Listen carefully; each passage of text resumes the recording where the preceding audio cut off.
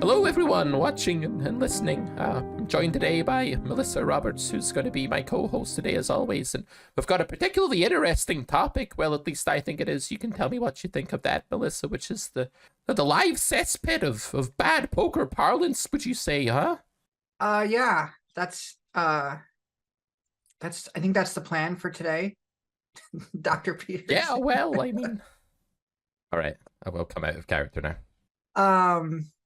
It's good. It's a good impression. It really is. And there's a lot of impressions out there of him, but I think you do a good one. I mean, I'm not actually Canadian or even American, so it's harder for me as a Scottish guy to do it, I think. But you are a doctor, so am I? That helps. A doctor of poker? Yeah. Doctor of poker. Yeah, I think so. If there were such a thing. Well, I made the Carrot Poker School. Qualify. Yeah, I think I'm. It's the only poker thesis in the world. The Carrot Poker School. I think it's the only PhD kind of worthy thing. So let's go with that. Let's go with that, guys. So grade E came out. It's 3 years. It's three. Well, not 3 years, but it's 3 grades. So it's very much like a postgraduate program, in my opinion. Because like most postgrad programs are like 3 years, and then like you do like a dissertation or you take a big exam or whatever. But yeah, maybe someday there'll be a PhD program in poker theory. I don't know why. I guess maybe there is, but it's like game theory. Yeah, so MIT used to run something, and they actually used my first book, The Grinder's Manual. Oh, really? Which I was really happy about, because like one of their lecturers reached out to me and was like, hey, Mr. Clark, I'm running a, it wasn't actually Dr. Pearson. He said, can I use the Grinder's Manual? I'm teaching this class on poker as part of a game theory module, because they do a lot of stuff like that at MIT. I said, sure, yeah, go for it.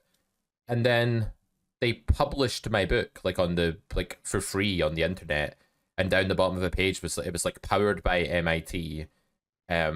We believe that everything on the internet should be free, or it was some shit like this. It was some kind of like anti-capitalist person that was within MIT that like published it because they have this belief that like all information should be free. And I was like, man, that's a real insult. Like, to be fair, they did pay me to use the book. Like, they gave me a bit of money to like circulate a bunch of online copies of the book to their students, but then it was just like out there for free. And I remember being like a little bit annoyed by that. It wasn't a big deal. I mean, the Grinder's Manual is many years old now, and it's not the thing that we sort of push anymore for revenue, but yeah, it did actually feature. So I think that's as close as I'll ever come to having a PhD. Yeah. There's that movie A Beautiful Mind, which is about Nash. The guy who more or less came up with game theory. Forget his full name. But there's a scene in that movie in the beginning when he's young, and like the main character is like in university, and he's like talking about like him and his friends are in a bar, and they're trying to like, they're all like hitting on the same group of women or something, and he's like lays out like how they can successfully like all get dates, and the way he talks about it is exactly like you would talk about a poker hand. And I don't know if they did that on purpose in the movie when they wrote it, but it's really interesting. I've never seen like a direct like Nash talk when he was alive talk about like how like game theory would apply to like poker or just like a card game. But I also haven't like read any of what he wrote, but that seems really interesting. Anyways. Yeah, I've seen the movie. I remember the scene of like the 4 of them being in like a pool bar or whatever. What's the guy's name? Like, what's his first name? I don't even remember. Russell Crowe. Russell. No, not the actor. That's the actor. Yeah, Nash. Like, I don't know. Someone will tell us in the comments. But yeah. But anyways, yeah, I guess there's a game theory to everything. But yeah, today we were going to talk a lot about poker parlance, like poker lingo that gets thrown around. You noted at the start that it's something that you get a lot because you're exposed to this all the time as a live player. You're in the card room, you're hearing people borrow and copy terminology from one another, not really realizing that it's blasphemous terminology. It's actual, it's an offense against the charter of the Carrot Poker Discord to utter many of these terms, targeting board coverage and many worse things that live players say. But I think it's also an online phenomenon as well. I think certain Discord servers. You see this a lot with Grade E coming out. We had a bunch of new people like picking up Carrot Poker School for the first time, picking up Grade E, joining the Discord, getting involved, which is fantastic. Oh, hey, our mugs are matching today. Look at that. Boom. Matching mugs, kind of. Yep. Mine's better because it's got a gradient. Poker. Mm-hmm. Yeah, yours is a little better. Mine is a little better. That's really honorable of you to just admit that. It's very graceful. Well, I know when I'm beat, and I acknowledge like, well, I just acknowledge like what I think is like aesthetically a better mug. It's a good fault. It's a good fault. I mean, I can go out and buy like a better mug than you, which I can easily do. But anyways, yeah, you were saying Grady has brought in. Yeah, so it's brought in new influx of folks. Yeah, an influx of undergraduates, you might say, who are just starting it and have not worked their way through the theory course or the exploitative course yet.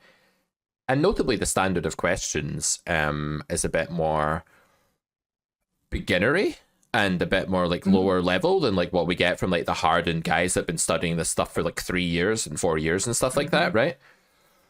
And some of the terminology that you see as well is stuff that you kind of want to beat out of them really quickly. Like you see it and you're like, hold on a minute, what do you mean by this? Let's talk about this word. So what I'm finding is that with a bunch of new people joining again, there's always an influx when a new course comes out.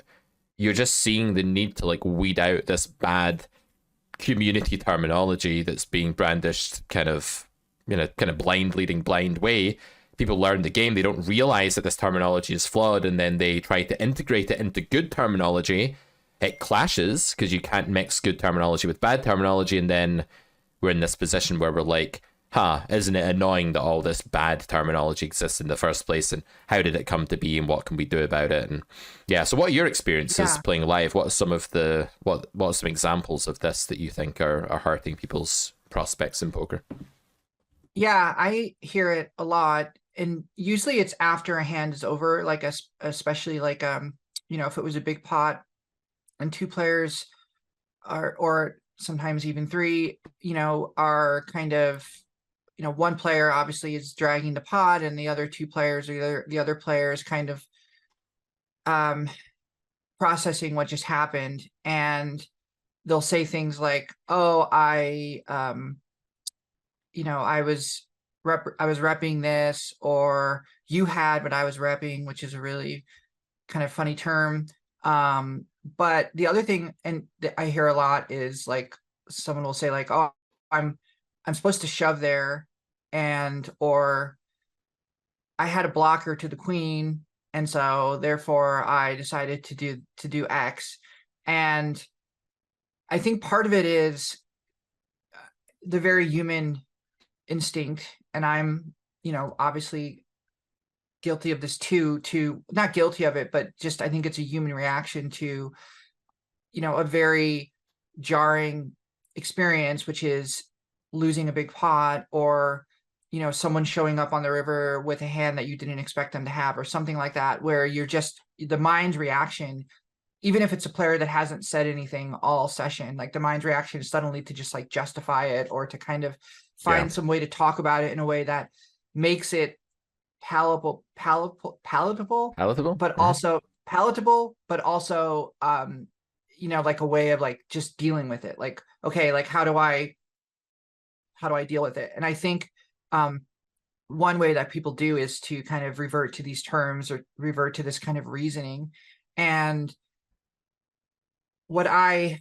so like from my perspective, when I hear that, the other part of me is like, it's really useful information about that player, because like immediately, if it's someone that you haven't played with before, like, okay, this person is probably theoretically pretty weak, or they haven't, you can tell a lot of times like where they get their poker information from. What I like to call, like, this is like a term that I made up, but like a Doug Poke normie, which is like someone who like watches a lot of live streams, has maybe like subscribed to like maybe a couple different poker training sites, but like really hasn't like done anything beyond kind of just like that surface level, like on this board you range bet, on this board you range check kind of thing, like not understanding why do you range back. Why not? What is the reasoning behind it? Mm-hmm. And like, just to kind of you know, toot the horn of the of you know, Carrot Poker School, is like one of the things that was really helpful for me, was that like you spend a lot of time talking about like, here's why theory says to do this. Like, I'm going to show you in a you know, explanation and an example of like why is the solver doing this. It's not just the solver does this, it's why. And then once you learn why it does it, you take that and you can, you know, obviously apply it to other situations. So you're not just cutting and pasting. Yeah. And you're not just like memorizing, you're actually substantively learning the reasoning behind right why a certain line is taken. Yeah, and it's so useful to study what happens in game theory. Like the Carrot Poker School grades 1 through 3 are obviously based on solver versus solver play as the examples, and the game theory rules, if you like, and axioms are taken from those and illustrated by those. And it's like, that gives you the opportunity to look at the game in its pure form, or natural form, you could say, in the absence of this noise that comes in the exploitative jungle. So you're playing in a game like 1-2 or 2-5 or something in a card room, and you see very little of the pure essence of the game and how it's supposed to be played, because the level of skill is so low, and people are thinking in a framework that has nothing to do with how the game actually functions objectively. But nevertheless, there is an objective reality of what poker is. Yes. When you remove human error from it. So GTO you could see as like poker with human error removed. And then once you start to introduce error, it's a bit like a cocktail that just gets out of hand and just becomes all these different chemical compounds, because once you add a bit of people under protecting their checking range on the turn, now people are stabbing the turn like really, really wide enough that they would lose EV against the solver by trying to do that, unselectively enough that the solver would punish them for that, but it's actually the right thing to do. That in turn causes the good players to overprotect their checking ranges, and you have this absolute medley of exploitative stuff going on. And when you're a live player, that's your first exposure to the game. You're not exposed to the pure essence of the game first, you're exposed to the derivative, you're exposed to the sort of chemical depurification of the game, if you will. So that causes you, as a live player who's new to the game, or online player that's new to the game, it doesn't matter, to come up with explanations for what's going on. He was repping a flush and I called because I didn't believe him. Okay, that sounds plausible.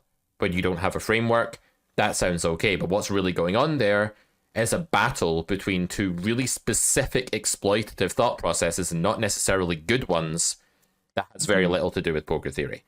So in the absence of theory, and the absence of like rationalized theory, which is what we're talking about in Carrot Poker School, why is it that we should actually take an action? Why is it that a range checks on this board but bets 80% of the time on that board? Why is it that these hands bet more often than these? Why can these bluff but these ones can't? Why is the value threshold here? All of these questions explain solver output, and solver output exemplifies the rationale and the objective axioms of the game. So no wonder when people's first exposure to the game is solely exploitative, and it's just like humans doing a bad job, let's face it, at 1-2 live, at playing poker against each other, it almost feels like you can say whatever you want. You're looking at such carnage and such mess that you can almost just say anything to justify what you're doing. Oh, I thought you were weak there, so I decided to rep the queen. And that becomes the street talk. That becomes the commonplace thought process. Then if you say, well, actually, that queen is very polarizing to my range and capping to yours, so I'm using overbet check there as a strategy. And actually, the hand you called with should be a pure fold because you are very fragile against my bluffing range while having limited and unnutted redraw against my value range, and your blockers seem average at best. Therefore, you can't call a B100 that I used there in theory. That just doesn't mean anything. That has absolutely no meaning to the average 1-2 player. So the question is, without taking a course like that, without taking the plunge, how do people get better at poker? How do they learn like which things they're actually saying are meaningless nonsense and which things have some bearing of truth? And then how do they actually begin to formulate a cohesive web of understanding about the game when all they're hearing day in, day out is these nonsense thought processes, right? It's a real obstacle. It makes it even harder to learn what is already a very difficult game to learn. Yeah. I think it's helpful. I mean, it takes like a lot of real humility and a real kind of being really honest with yourself. So saying when your natural reaction is to say things like, oh, you were representing a flush and the flush didn't come, so I called, not just resorting to kind of like a surface level analysis of why you said that, but going deeper. So like, why, like, I mean, I guess if it's an exploitative move, then obviously you have your reasons for it. But beyond that, thinking like, okay, why am I saying that? Or what is my reasoning for it? And I think in the exploitative realm, a lot of times, I think in the normal 1-2 game, especially if it's at kind of a local card room and not, a big casino, a lot of people are playing against players that they've played with before. So they'll say things like, well, she is never bluffing here. She's a really tight player. This is just never, this is never a bluff, or this is always a bluff. He's really wild. He's a maniac kind of thing.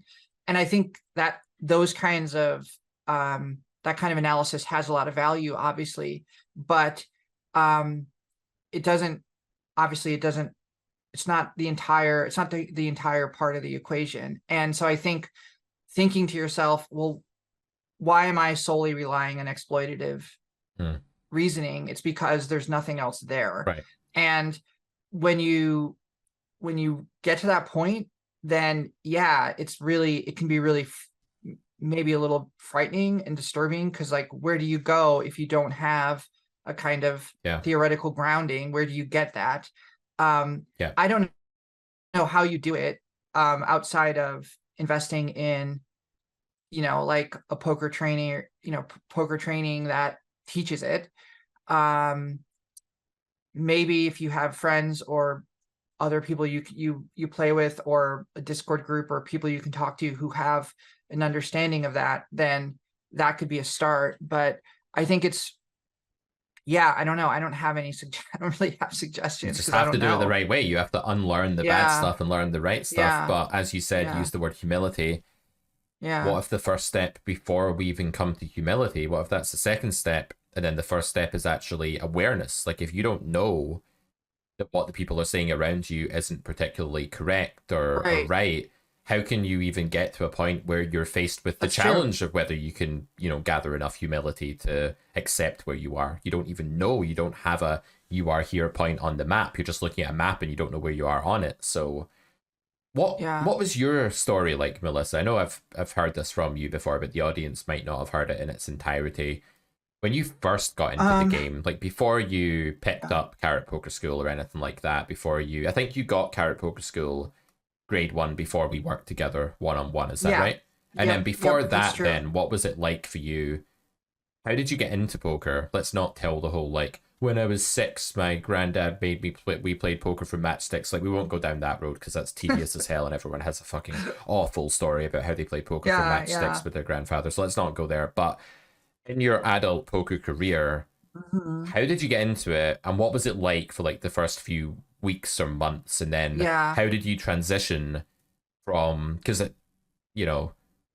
I guess I can only assume that at one point, presumably you were one of those people using that terminology and hearing that terminology. So how did you go from that to then the point of awareness that what you were doing wasn't quite right and was lacking in some way, to then the humility, which I'd imagine comes really easy to you? You just admitted very quickly and readily that my mug was better than yours, so I don't think humility is likely to be a problem for you. And then what did you then do about it? Let's just sort of explore that trajectory then. I think so. I started off just playing tournaments because they were like really cheap, low buy-in tournaments, like $75, $100 tournaments, and just around town where I live in.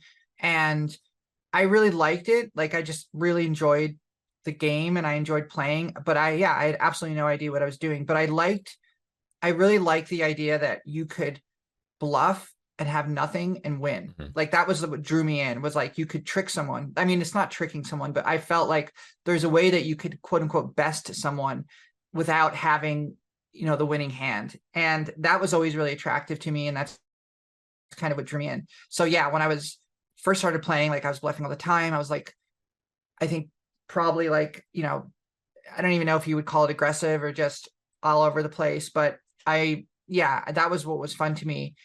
And I think after that, I was just I became like tired of losing. And I also didn't like the idea of like watching other people take my money. And I didn't like the idea that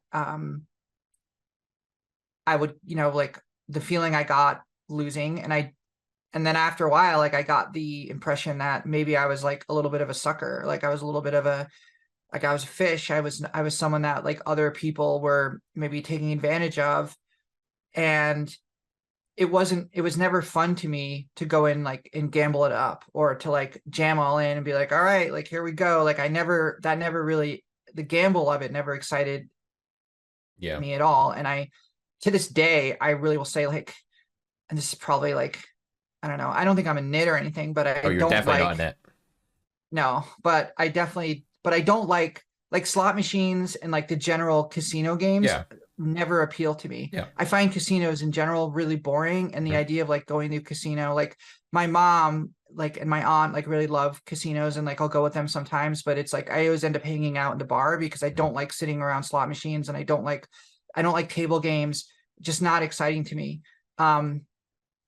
So the idea of like gambling in poker like never attracted me. It was more just like the strategy of it, and like I really decided to learn it because I hated losing. So what drove me was my hatred of losing, not my love of winning, and not my like love of gambling or anything. It was just like a hatred of losing. And so anyways, yeah, that's kind of what I was like, I just need to like figure this out. And then I think I subscribed to Run It Once because I really like Phil Galfond. I had seen him on the high stakes poker shows. I just always thought he came across as like a super smart professional like player. And I just always thought like, okay, this guy seems really smart. Like he knows what he's doing.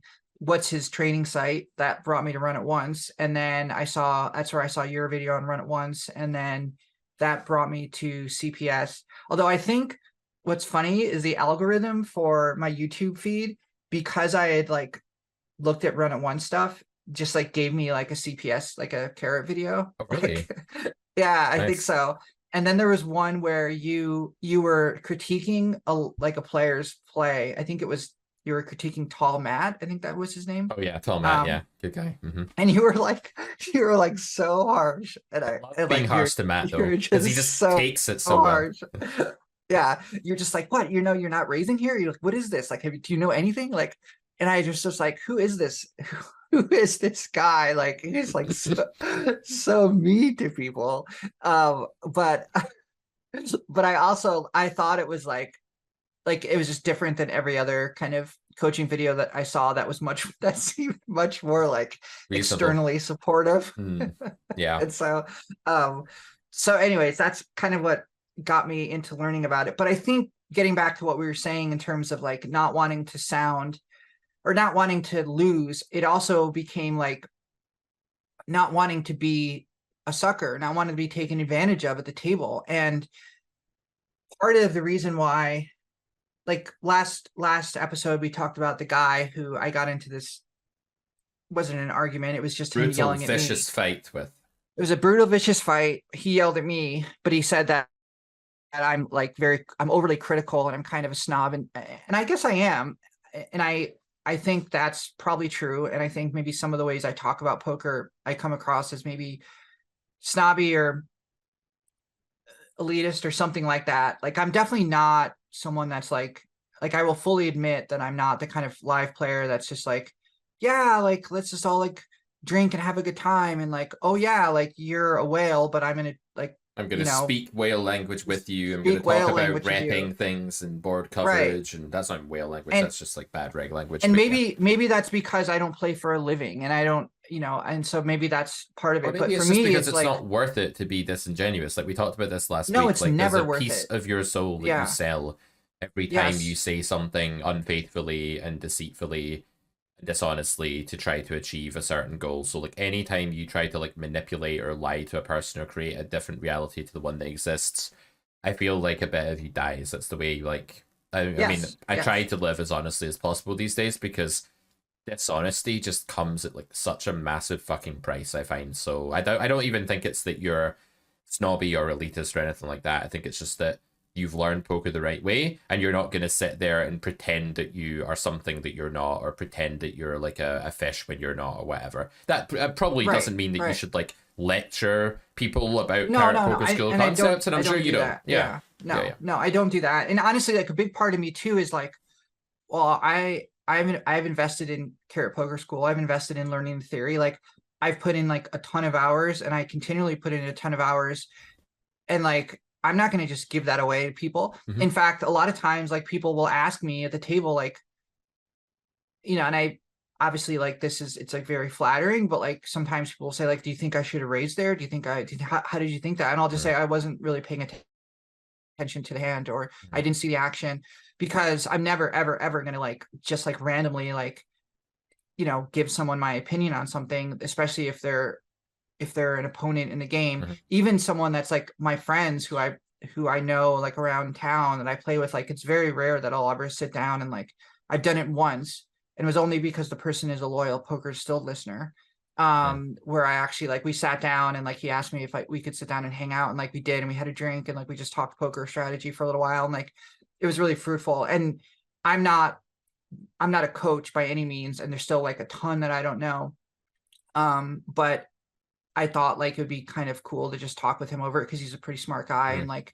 it was just, I like him, and it was just fun. But other than that, like, yeah, I'm never like sharing what I know, and definitely not lecturing people. It's more just like, I'm not gonna lie.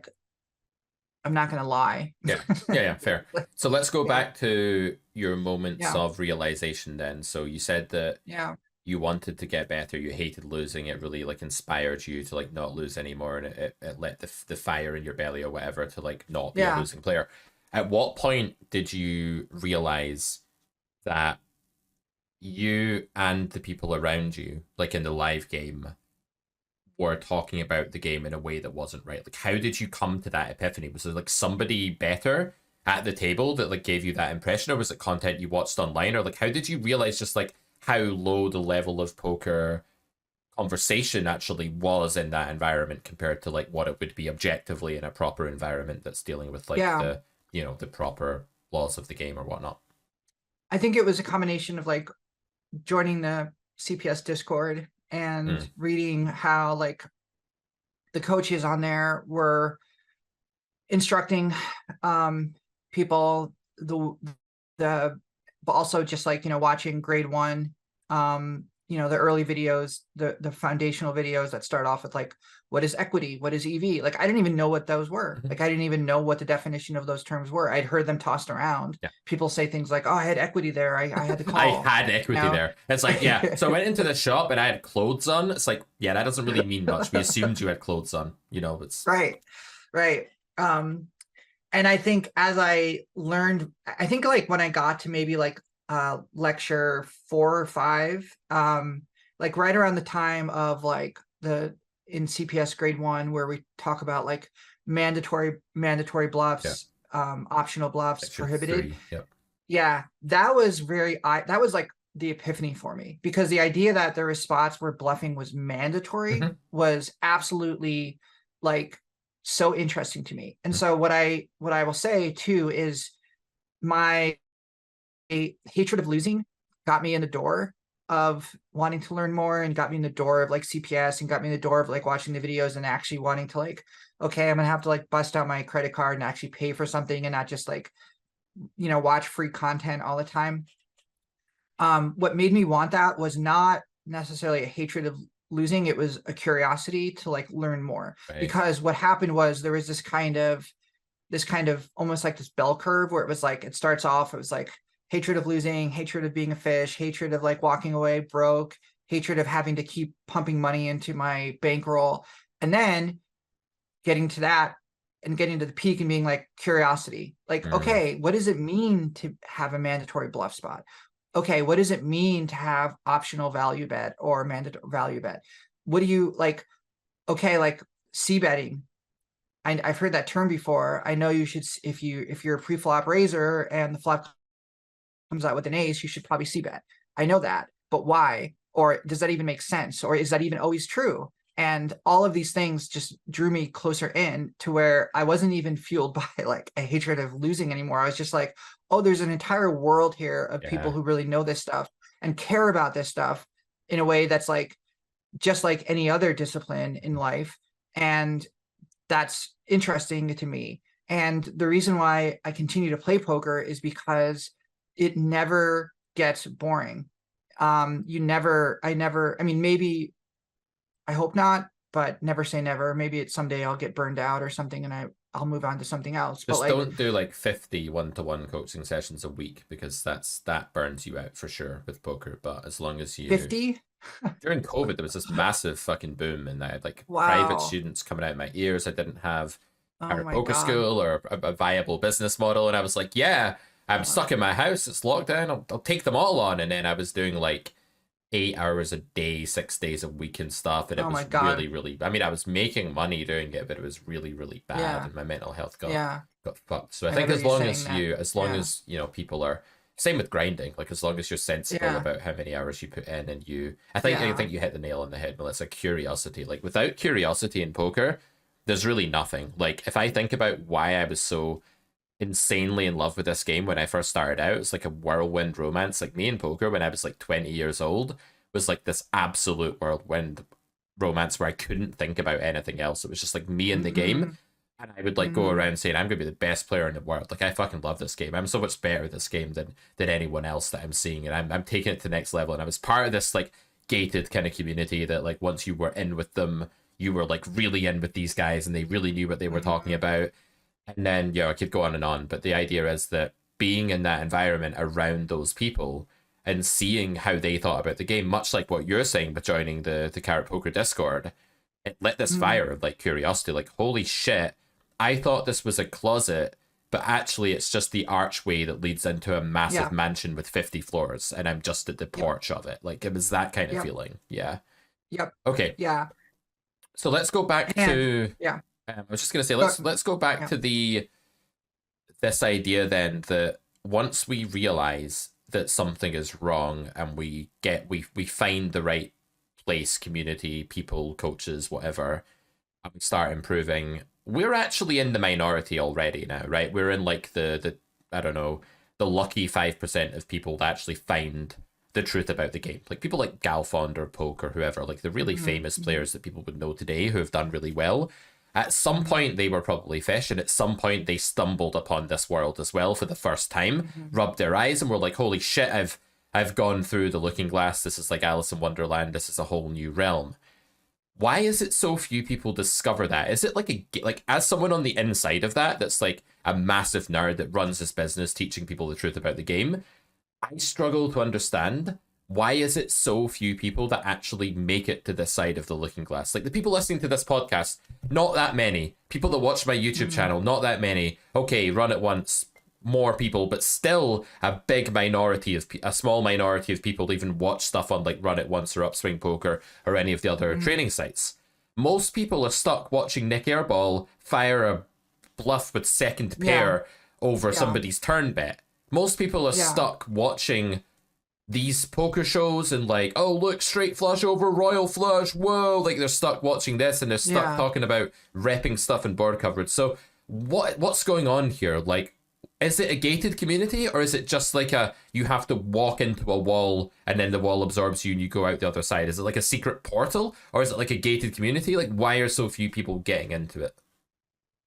I think it's what people have different desires of what they want out of the game. And I think there's a lot of people who work, a lot of hours and have a family and a lot of things going on, and they can turn on, Hustler Live and it's entertainment, just like watching any other sport would be entertainment. Or like, I think even Hustler Live has taken on almost a kind of WWE, like, absolutely, like kind of like where it's like you have villains and you have the drama of who's doing what. That's and such a good analogy. what. Oh my God, I'm like imagining like, WWE, and it's like, here's a bunch of guys that would get absolutely wrecked in UFC or any competitive fighting discipline, pretending to be the best fighters in the world. That's exactly what these live streams are in poker, Melissa. You absolutely nailed that. Great analogy. But it's also like these people, I think generally like very wealthy, like independently outside of poker, whether that's family wealth or business wealth or whatever. And I think there'll always be an appetite.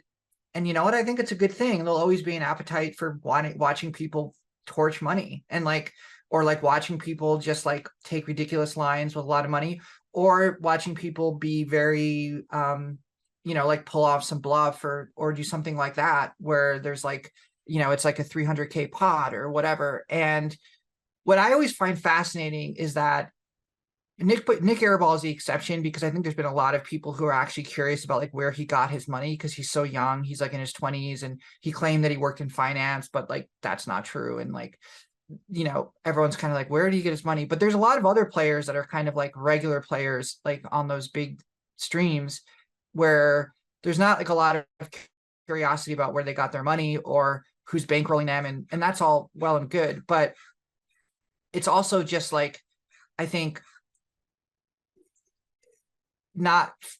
for certain people, it's like, who cares? Because they're willing to they're willing to gamble with it. They're willing to play this entertaining show. And I listen to probably like one of my favorite podcasts is DGAF's podcast, which is Sessions. And I guess like I really like him as a person. And I think his brand of like the way that he does that podcast, I don't know if you're familiar with it, but it's like literally like a detailed explanation of his life, like every second of his life. And I think it's very polarizing. Some people are like, I hate it. Like, I don't really care about what he's doing with his kids or what he's, what he ate that morning for breakfast or whatever. But I think it's like brilliant. And I think it's very novelistic. I think he's like much more of a writer than maybe even like a quote unquote poker podcaster. He's like, I think he's actually like reinvented like a way to use the medium as like a almost like an audiobook or something. Like a writer would. And I actually think like there's moments of like real genius on that podcast.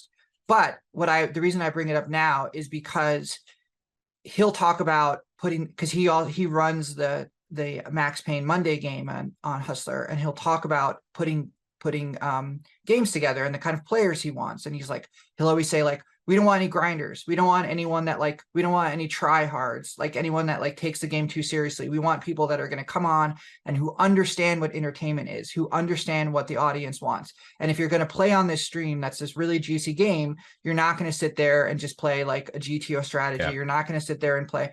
And I get that 110%. And he's like, we're running a business here. And he's someone who's been around the game for like a long time, and he understands that. And I think he's very transparent about that.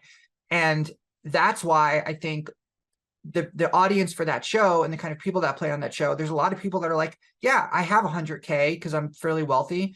It doesn't matter if I play, if I torch it off playing poker because it's fun for me. That's a lot of people. I mean, it'd be a lot of people, but I think that's a lot of people who are like, I don't want to sit there and learn GTO strategy. Sure. In fact, I find it kind of annoying. Yeah. And I find the people that like it kind of annoying.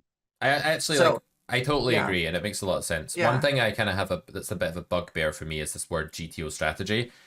I hate the way it's thrown around. I know you don't mean it in that way, but it is thrown around by the masses as like, you can either play fun poker or you can play GTO poker, which only works against other GTO players. What a terrible strategy. How can it only work against people who are doing the same thing? What would that even be? Right. I can only draw with you at best if you're doing the same thing as me, and otherwise it's a bad strategy. That doesn't sound very optimal. So that can't be what GTO strategy is, right? So that's an annoying, silly thing that like people say that is just completely inaccurate and winds me up. So I want to like slightly just hate on the term GTO strategy.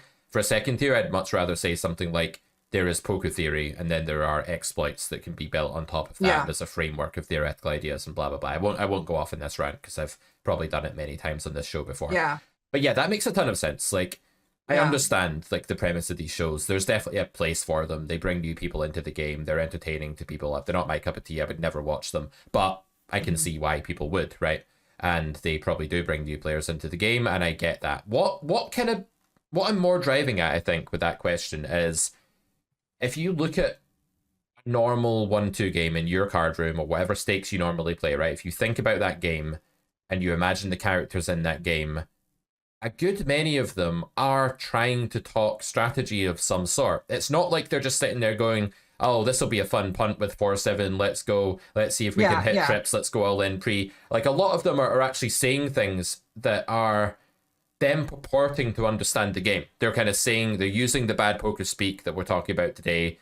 They're saying stuff like, I didn't put you on a jack, and so I decided to rep that I had the jack, and that's their full thought process or whatever. And like you say, it's a lack of other stuff being there, but they clearly, my point is just that they clearly have the desire to be better at the game and to think strategically and to be good at the game strategically. But yet, their actions are, I'm going to just show up and play and keep, and like lock myself in this little microcosm and like say the same things that everyone else is saying around me, and I'll be happy if I'm the third best player at the table in the 1-2 game. Yeah. And it's very few people who are driven or curious enough to say, no, I'm actually going to treat this like it's an academic discipline and like I'm studying for a degree. Yeah. And I get that, because poker's a game, and to many people it's fun and it's their hobby, and it becomes really unfun. Like if you said to me, oh, Pete, you know, you like team fight tactics, the computer game, go away and do a degree on it and get really good at it and write some theses about different team compositions and augments and items that you can build in that game, I'd be like, no man, there's no way I'm doing that. That would ruin it completely. So I do get that.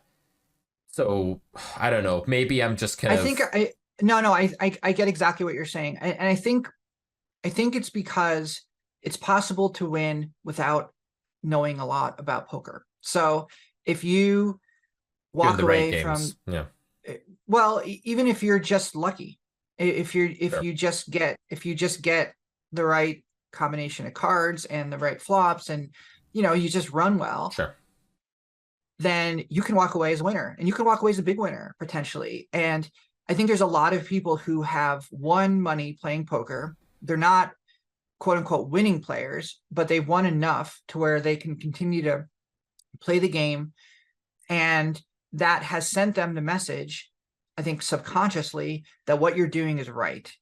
And if what they're doing is going online and watching like some free content that uses, you know, words like targeting or whatever, or maybe not, maybe they're just, and I think there's a lot of players in my pool that are like this, where they've been playing poker for a long time, and that when they learned it, this is how they learned it, and this is their internal circuitry, this is like their foundation, and the house has been built. We talked about this last time about like your poker house having weeds in it, but their house has been built, and every once in a while it produces some income for them. It produces some, you know, maybe they bink a tournament or whatever, or they have a couple winning weeks of cash games, and that is enough, and it justifies the nights when they walk away losers, or when they do something that is you know, that causes them to lose. I think that's it. And I think to upset the apple cart, to go in and say, I'm going to uproot everything that that I understand to build this new house of poker knowledge, is incredibly difficult. It's incredibly unappealing. It's incredibly intellectually demanding. And not only that, but it takes a lot of time, and it takes a lot of money, because I think there is a period where when you're first learning poker theory and you're trying to apply it at the table, number one, you have to fold a lot more. And people don't like folding especially in live games. They don't like it. It takes discipline to sit there and lay down hands that you're used to playing in spots that you're used to calling. And I think most people, frankly, don't have the discipline to sit there and say, well, look at all this free money I have to call. And that is, I think the pre-flop, deciding to like fold pre-flop, is a really big part of it. So it takes having to be more disciplined, but it also takes having to lose, because you're going to be in spots where you're just like, I don't know what I'm doing here. My mind resorts to this kind of this kind of exploitative play where I would call here, but I can't do that because I'm learning theory, and theory says this is this different, or blah, blah, blah. That can be really jarring and alarming. And most people don't want to put themselves in that situation. Yeah. And you can get a lot worse before you get better, right? Like when you first started learning theory, would you say you got worse at poker, like in the interim? Yeah. And I think the first couple sessions I even had with you when we started working together was like, I remember feeling like so lost. Doing, I mean, you were very, I think, like very patient, but at the same time, I remember thinking like, I don't really know what he's talking about. And one of the things that we did together that would really help me is I would write between our coaching sessions, like I would write out like as almost like a homework assignment, my thought process on a certain hand. And so then when we came into the coaching session, I would just read that to you. So that way it would be, and then you would go home, we would go through it and critique it almost like it was like a writing assignment. You'd be like, no, change that, move that. You would fix it. You would actually, it was as if fix it. Yeah. I was your editor and you were like an author, and I was saying, change these lines, and you would go and do it, because the process of being explicit and producing something is how the brain formulates the new neural pathways so required for poker growth. People think that if they just listen to a course or a video on a training site for a while, or read an article or a book, and then go to the table, that those pathways will automatically exist, but they don't, because it's just the ideas for those pathways, like the kind of fertilizer that you actually get from, that coaching session or that video or whatever, and the actual you being able to replicate that in the future, that comes from you. So I think that exercise we did, where we took like your kind of preference for written verbal communication, which I think like is the way that you learn really well, is like writing things out, and every student is different in that respect. And some people would get to record like an audio file or like a video for me or whatever, and we literally got you to like fix the things that weren't right yourself and then bring it to me again the next day, almost like there was like a first draft and then a final draft, and then I would approve the final draft and be like, yeah, that's way better, you're clearly understanding that now. And you'd put it into your own words, right? Crucially, you wouldn't just write down what I said, you'd actually put it into your own words to demonstrate understanding. So that's the growth process, right? That's how we actually go from having weeds in our house to like weeding the house and getting rid of them and having the sort of more palace-like structure. We really do have to remove the bad brick by brick, as we go, scrape the moss off of it, and we did a lot of that. So I think people don't want to bite off all of that as well. They're kind of like, well, I know that I'd rather watch stuff. Learn-to-attainment, as I call it, is much more fun. I want to sit and watch YouTube. I don't really want to produce anything. I don't want to write down 3 paragraphs. But if you look at our Discord group, who are the students that really thrive? Are they the ones that just watch YouTube videos, or are they the ones that post hands and write paragraphs? It's definitely the latter. Yeah. I was really struck too, because in Carrot Poker School, one of the things you do is I think from maybe the first or second lecture, you say things like, okay, like here, here's an example of the concept we just discussed. How do you think, how do you think this should come out, or whatever the question is? And then you'll stop and you'll say, I assume you wrote something down. Like you're not just waiting for me to spoon feed it to you.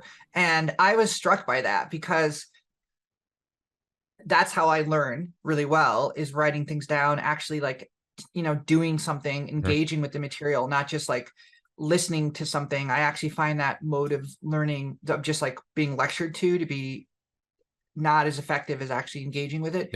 So like immediately I was like, okay, this is for me, because it wasn't just this kind of mindless, like, I'm going to just explain to you. It was, okay, now you do it and I'm going to wait. I mean, you don't wait, but you pause. That'd be awkward. Like, and then you actually kind of come back and you're like, I assume you did something, because if you didn't, I don't know why you're here.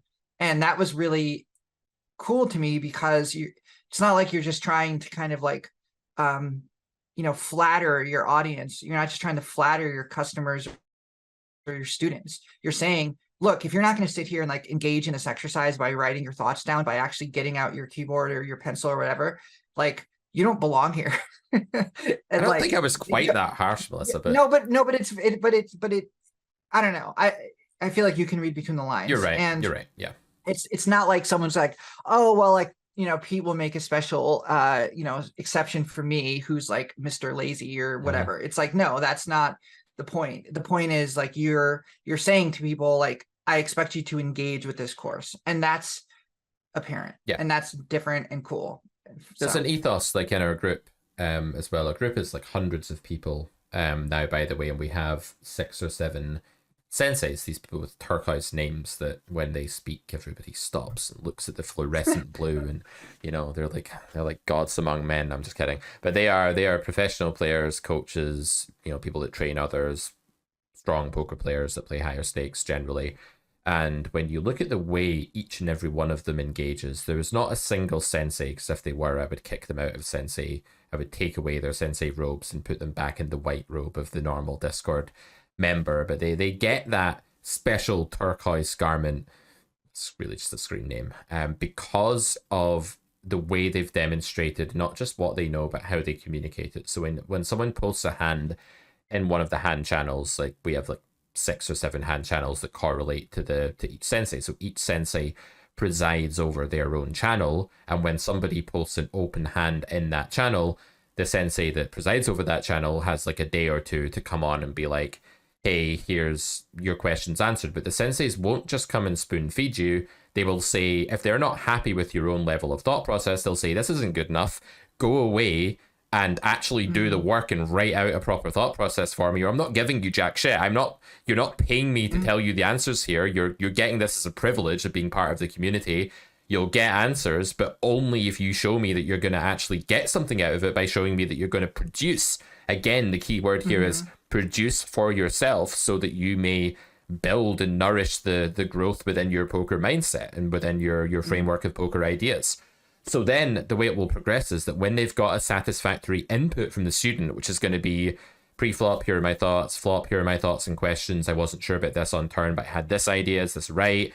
And we sort of, and it's great because it's like a school, it's like a methodology. They copy each other, they learn from each other. So a student looks at how another student posts, and it's like this pedagogy where they can see the right model question, and then the senseis model answers to one another and to the students and to future senseis who see other senseis doing this. So it works amazingly, and Discord is a fantastic format for this because we have the channels, right, which is so key to the whole system working.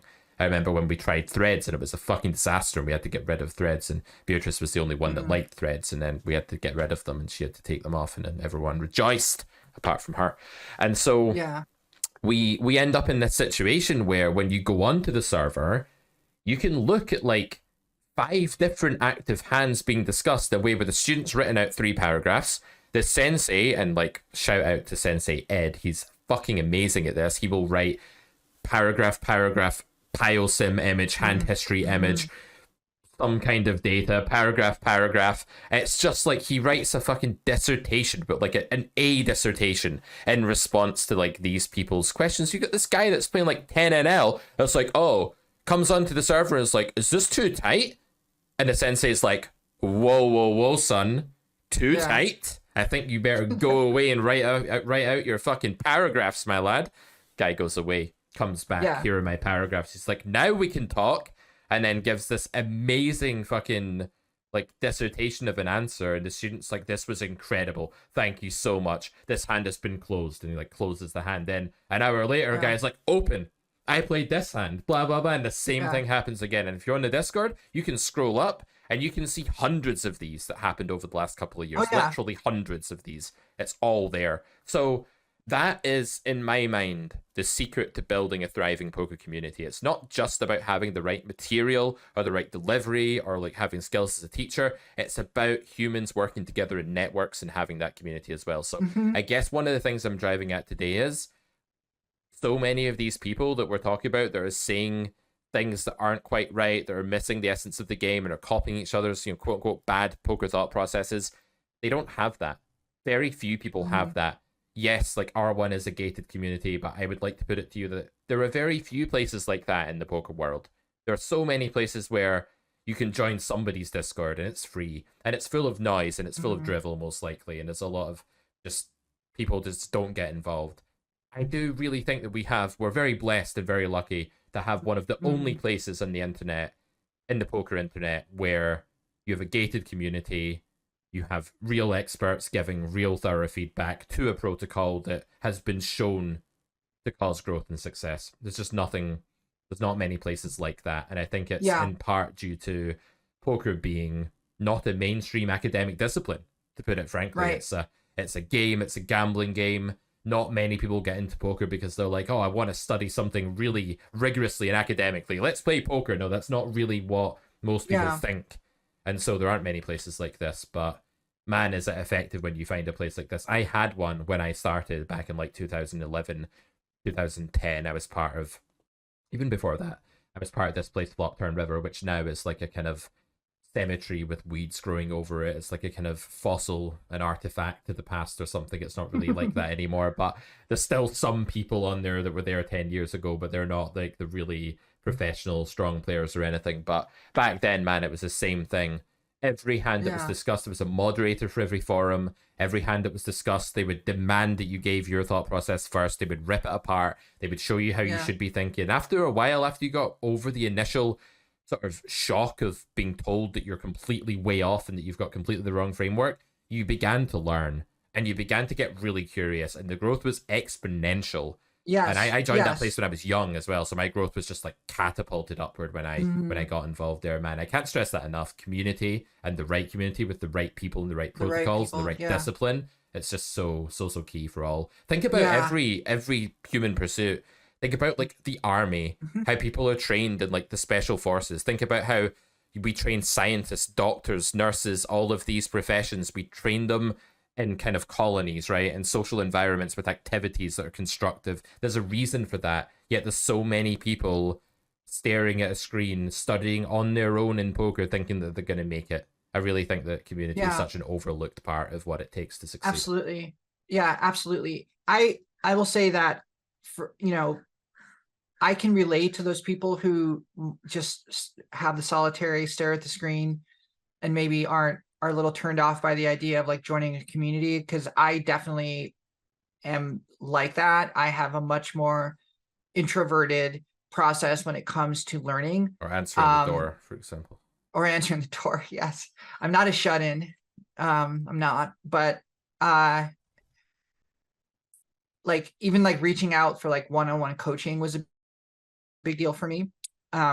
And then once I did it, I was like very comfortable in that situation, but it was one-on-one. It was like just private. It wasn't like, it was like, you know, a ton of people could see what we were talking about, like it would be on the Discord. So like, and I think to this day, I'm still like a little intimidated by the Discord and the hands and the coaching and all of that, because it is, I don't know. I mean, I think it's my own thing, 100%. It's not at all how the Discord like discusses things, but I'm not like, it doesn't come naturally to me to be like, here's my thought process for like just putting it out there. Yeah. So I think it's something that I'm like working on, and you know, I think at some point I'll probably get over it, but I can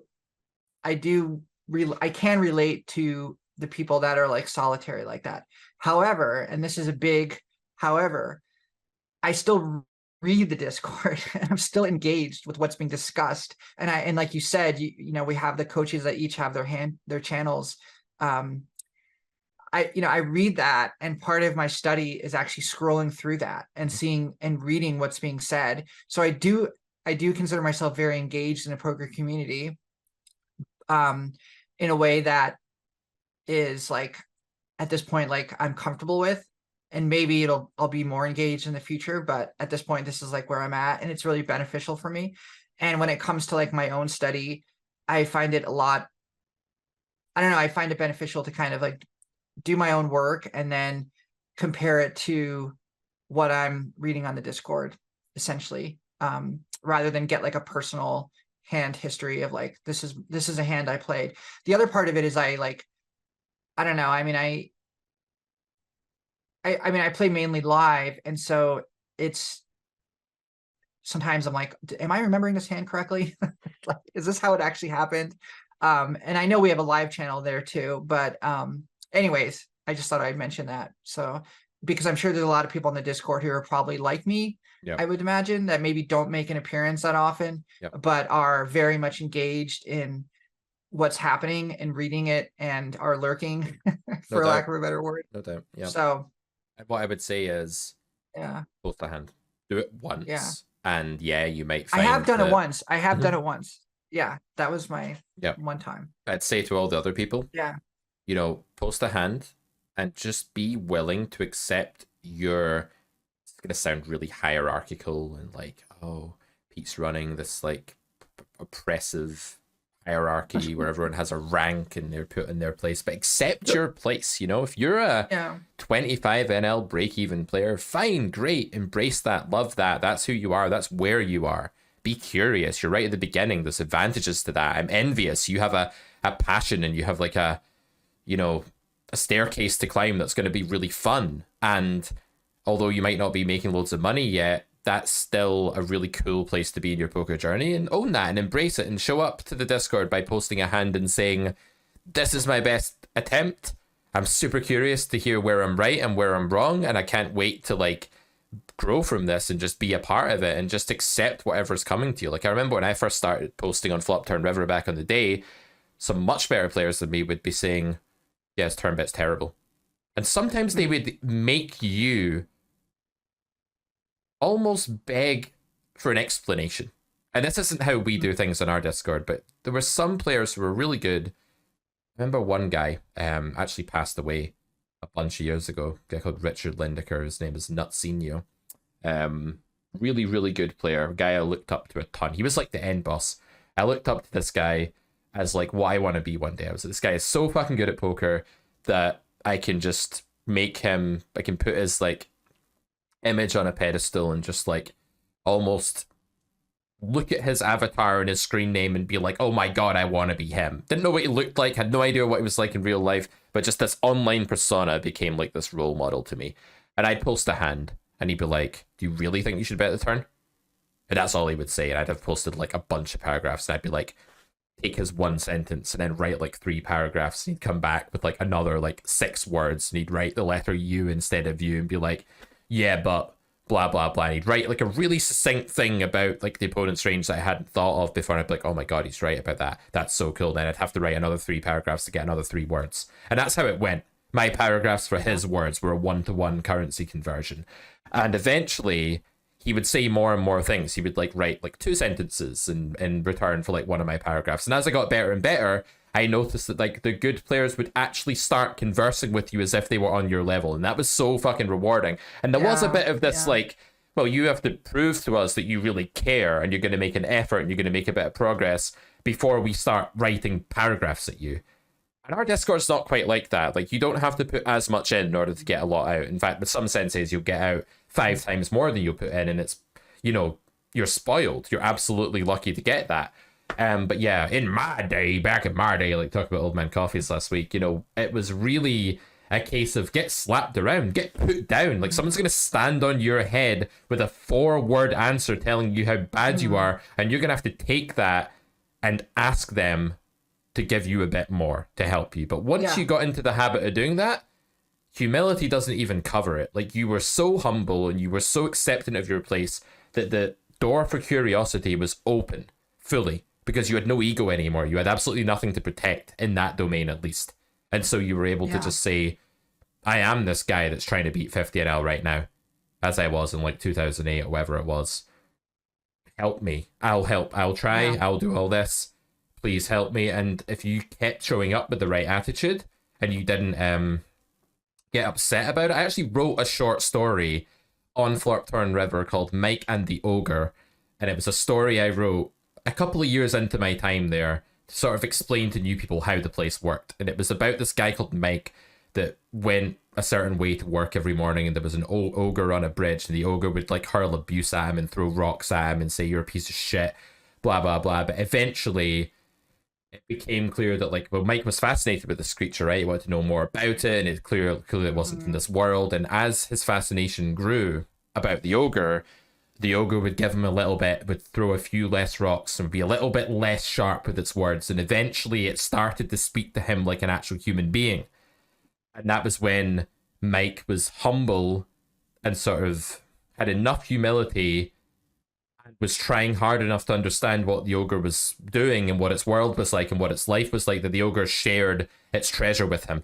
And Mike became like the richest, most powerful, most intelligent, best poker player in the world. Maybe it was even about poker. Maybe like the ogre was like a poker master and Mike was a young budding journeyman or something. I don't really remember, but the story was set up to try to encapsulate the ethos at Flopturn River at that time in like 2008, which I swear to God was one of the most amazing places to be online ever. And I'd like to think that the way we model our Discord group now, a lot of that is like my subconscious, my kind of archaic memories of that wonderful place and what it was like. And we're trying to model that for the community rather than having this gates are open, but it's all trash inside. Everything's free. You can go wherever you want, but it's all a dump site. Like, that's not what we want. We want this like structured, in some sense, yes, it's hierarchical, but hierarchies are the essence of human growth and success. And that's how we organize ourselves to be successful as societies. And yeah, there is somewhat of a hierarchy there that you can climb, and you can become a sensei one day. You can become a coach, and you can run seminars, and you can make products like, you know, the Coach James has done and stuff like that. So I like to think it has this like progressive kind of make your way through poker learning, like it's a computer game and you're going through the levels, but know your place and embrace that, right? That's the main thing.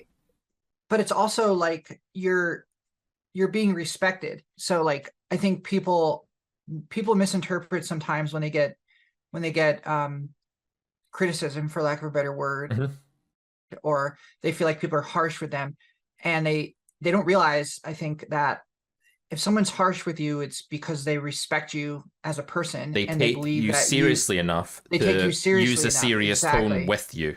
Yeah. Exactly. And that they care about what they're doing, and they care about what you're doing, and they're not going to waste your time.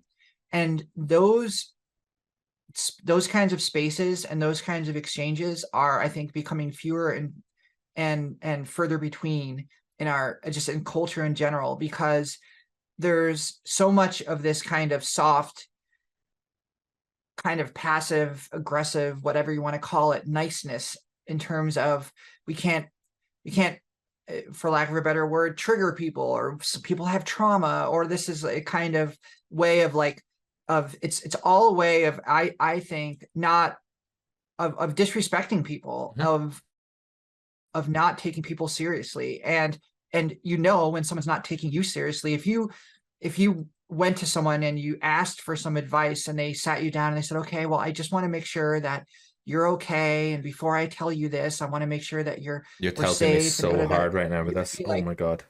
Yeah, you would be infuriating, right? It'd be infuriating. Yeah. Okay. So when that doesn't happen, when someone, I mean, to use the harsh example, like you said back in the day, when they were just like, why'd you bet the turn? Or that was worse than that. I'd be like, stupid turn bet. Yeah. And you'd be like, turn bet. Tell me more. Wise one. That's an extreme example, but I think there's something to be said for that. And, you know, we make rules about things we care about. And like, people who are like really love sports, right? They get really obsessed over the rules because they care about it. And so when you start allowing people, when you break rules and you start allowing people to kind of like just behave in any way they want, and just with no consequence, then it's actually degrading to the whole system, and it's degrading to them as a person. And I bring this up because there is just news over the weekend in the United States that the dress code for the U.S. Senate is being, you know, one of the world's oldest deliberative bodies, is being changed because one senator wants to wear a hoodie and sweatpants and doesn't want to wear a suit and tie. And so therefore because he's from the right political party, from Democrats and and they're in control of the Senate, then they're changing the entire dress code for him to accommodate him. And you know, people are like, well, what's the big deal? And I think it's an enormous deal. I think it's outrageous. And I think that there's standards. We establish standards for a reason, and we establish standards of behavior and decorum for a reason. And when you allow people to break that and you relax the rules, then you're degrading the whole institution, and you're disrespecting it. And when it comes to a democratic institution, you're disrespecting the voters.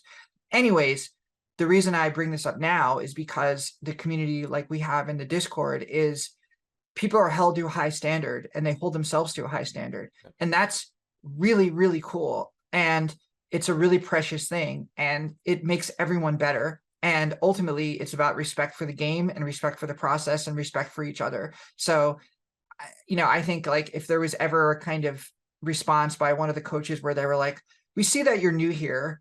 And you're probably not capable of understanding what I'm going to tell you. So I'm going to make this as like, here's a picture or like, here's like something that is like a very basic way of communicating this to you, because I think you're not capable of understanding it, and you're stupid, and you're never going to advance or whatever. There's nothing ever like that. It's like, no, I think you're capable of being a great player, and so I'm going to treat you like that. Yeah, we'll give you the benefit of the doubt, and maybe you're not, but like we'll give you the benefit of the doubt so that if you are, you have the right approach and right resources that you can succeed. Exactly. Yeah. Exactly.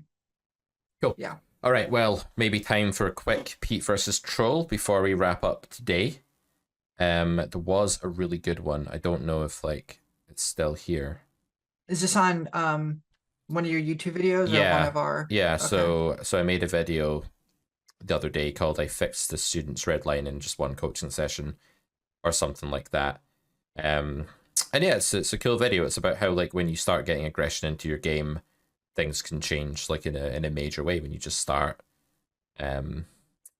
actually applying aggression in overfolded spots and like stop thinking that you need all these really strict requirements to invest money basically. But here's, oh man, I just lost it. I had like, I'm gonna pause a sec. Yeah, so we have this comment by Grace Alder 99 who says, just goes to show Carrot is full of it. What goes to show? Like, this was a video about me showing how someone did way better after like a bit of coaching, right? So first off, I have no idea what the premise is that goes to show there. Anyway, let's continue quoting. Any comment I put on that questions his game theory or results, he deletes. I don't think I've ever seen you post on the channel before. It's possible if you've posted something horrible that like my moderators deleted it, or it's possible that maybe I've deleted it, but if you're respectful, I tend to just leave things. If people question my results, I just explain that I play hardly any poker, and so I don't post relevant results. I've explained that so many times. I'm so sick of explaining that I make a living selling and creating poker courses, running a training site, coaching, and running the community. I'm sick of explaining that that's my job. Don't be a fool and pay for his average theory. Average theory? What the hell does that mean, Melissa? Average theory. How can theory that is not above average? But theory is theory. It's a concrete thing. It can't be good, bad, or there's no such thing as bad theory. If it's bad theory, it's not theory. Like, it's anti-theoretical. Right. If it's theoretical at all, then it just is, right? It just is objectively theory. So the Carrot Poker School is a course, well, grades 1 through 3 are a course that are theoretical. They're proven. There are solver proofs for everything, and the logic that's given makes perfect sense with it. I spent so many years figuring out how this game works. So yeah, sometimes I do in YouTube videos teach quite simple things because I'm reaching out to like a wide array of players and beginners and stuff like that as well. So not all of my content is going to be advanced theory, but grade 3 is pretty advanced and grade 2 is pretty damn advanced as well. And even grade 1 surprises people on how complex and difficult some of the theory is, even though we're dealing with, you know, basic terms like equity. Like, the actual function of equity is anything but basic. Well, that's lecture 1. That's the first thing you talk about. And it's still challenging, right? Literally the first thing. Yeah, it is. Yeah, so anyway, when people try and unsell my material on my channel, yeah, maybe it's fair enough that I delete their comments since I'm trying to run a business, but I'm also very happy to respond to it, especially on Pete versus Troll. So what I would say to you, viewer, is that shut up. That's it, basically. Well, you could say you have an average way of teaching theory. That would make more sense. Yeah. That, like, you're an average teacher. Like, there's better coaches of theory, but it's like saying don't listen to his average math. Yeah. It's like math is math. Yeah. It's like that's average north. Like, that's not very good north. Yeah. That's okay west. Like, your west is okay, but your south is like really not very good. It's like these are just concrete things. Like, these are concrete things. They're not. So yeah, that does it for Pete versus Troll, and that does it for this week's episode of Poker Distilled. Man, I'm so fucking sick of having to explain to people that I don't grind poker and I don't fucking want to grind poker and I love what I do and I'm really happy with my life and I don't want to do it. I'm not going to play hundreds of thousands of hands for you guys. I don't want to. I'm not doing it. It's not that fun for me. I will do my bankroll challenge at some point on the Carrot Corner subscriber platform. When that drops, we're going to have a bankroll challenge series on there, so I'm going to start ramping up for that soon. But no, it's just not a thing I've been doing, and people get so hung up on that. But crazy. I think it's always, it doesn't make sense to me, because it's like, if you believe that you should be showing graphs and that you should be crushing and this and that in order to do what you're doing, then fine, just go watch someone else. Yeah, like go to another corner of the internet where there's other poker coaches, there's other places to get that. Like, it's interesting to me why people hang around you with that, because it's not like that's something that can't be fixed, or it's not something that's something that, like, there's a whole marketplace out there. There's other options. It's like, if you don't like a certain type of grape, you don't see it. You don't have to go and unsell it. You don't have to stand in the supermarket next to like mangoes that you don't like the taste of and be like, don't buy these bad mango. Like, and that even makes sense, because mangoes are like a subjective thing that can be ranked by quality. But like sitting there and saying that someone does average theory, it's not even coherent. And then like, why would you want to go and try and unsell stuff that you wouldn't buy? It's such a weird thing to do, unless you think I'm legitimately a fucking scammer, which maybe they do. But that's the whole other story. This like paranoia that people that are trying to teach something very openly and honestly showing you how they're doing it are trying to scam you. It's extreme paranoia within the poker world.